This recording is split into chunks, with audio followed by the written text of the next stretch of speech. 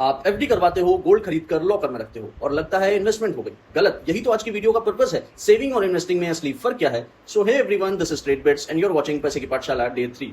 और जो लोग हमारी वीडियो पर पहली बार पहुंचे हैं तो आपको बता दूं, यह है 30 डेज 30 वीडियोस का चैलेंज, जहां हम हर दिन एक फाइनेंस कॉन्सेप्ट आसान भाषा में समझते हैं। कल हमने एक चोर पकड़ा था, इन्फ्लेशन, जो नोट नहीं नोट की कीमत चुराता था। और हमने सीखा था कि कैसे पैसे को सिर्फ बचाना नहीं है, महंगाई से तेज भगाना पड़ेगा। और अगर आपको लगता है कि एफडी करवा लेता हूं, गोल्ड खरीद लेता हूं, हो गई ना पैसे की रफ्तार तेज और हमारी इन्वेस्टिंग भी, तो रुकिए, आज की वीडियो इसी पर आधारित है। आज आपको सेविंग और इन्वेस्टिंग का असली फर्क समझ आएगा। ये दोनों अलग चीजें हैं। एक सिंपल एग्जांपल से समझते हैं। एक किसान को देखिए, अगर उसके पास 100 किलो गेहूं है तो वो उसमें से कुछ अनाज खाने के लिए रखता है, ये उसकी सेविंग है। और कुछ बीज के रूप में जमीन में बोता है, ये उसकी इन्वेस्टिंग है। खाने के लिए अनाज भी और खेत में बोने के लिए बीज भी, दोनों जरूरी हैं, लेकिन दोनों का काम अलग है। सेविंग का काम है हमारी इमरजेंसी में हमें प्रोटेक्शन देना। सेविंग अकाउंट में रखा पैसा, बैंक में की गई एफडी, अलमीरा का कैश, ये सब सेविंग है, बिल्कुल घर में रखे अनाज की तरह, जो आपको जरूरत हो तब अवेलेबल है। और इन्वेस्टिंग का मतलब है पैसे को काम पे लगाना, ताकि वो महंगाई से तेज बढ़े। Mutual fund, index fund, stocks, PPF, ये इन्वेस्टिंग है। किसान के बोए बीज की तरह, आज बीज लगाया, टाइम दिया तो वही बीज हजारों दाने दे सकता है। इन्वेस्टिंग भी एग्जैक्टली ऐसे ही होती है।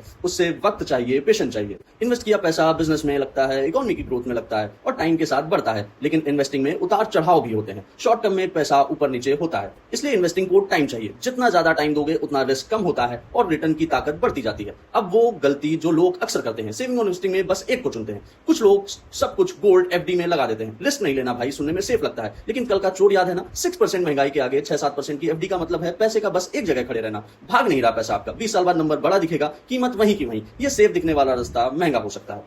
और ऑनेस्टली ज्यादातर लोग यही करते हैं, क्योंकि घर में यही देखा है। अब आते हैं दूसरे किस्म के लोगों पर, जो सब कुछ स्टॉक्स में ही लगा देते हैं। आखिर जल्दी अमीर जो बनना है, पूरा पैसा मार्केट में, इमरजेंसी फंड जीरो, फिर अचानक जरूरत आती है और उस वक्त मार्केट गिरा हुआ है, अब लॉस में बेचना पड़ता है। किसान वाले एग्जांपल से समझें तो इन्होंने खाने का अनाज भी जमीन में बो दिया। अब भूख लगी है तो आधी पकी फसल उखाड़नी पड़ेगी। सही तरीका है दोनों का बैलेंस। और बैलेंस कैसे बनेगा, उसका एक एकदम सिंपल फॉर्मूला है। अपने पैसे से सिर्फ एक सवाल पूछो कि तुम मुझे कब चाहिए। अगर जवाब है 1-2 साल के अंदर, तो पैसे को एफडी सेविंग अकाउंट में डाल दीजिए।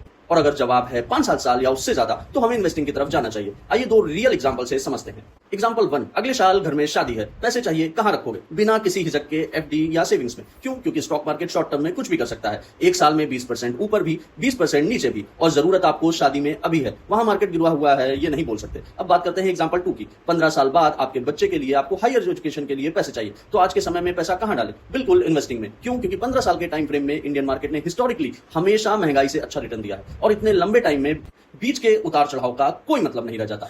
सब मिलाकर पैसे का टाइम फ्रेम डिसाइड करता है कि वो कहां जाएगा। अब एक सवाल जो बहुत लोग पूछते हैं, गोल्ड का क्या, सेविंग है या इन्वेस्टिंग? सच ये है, गोल्ड दोनों हो सकता है। ये डिपेंड करता है कि आप किस तरह गोल्ड रखते हो। अगर आप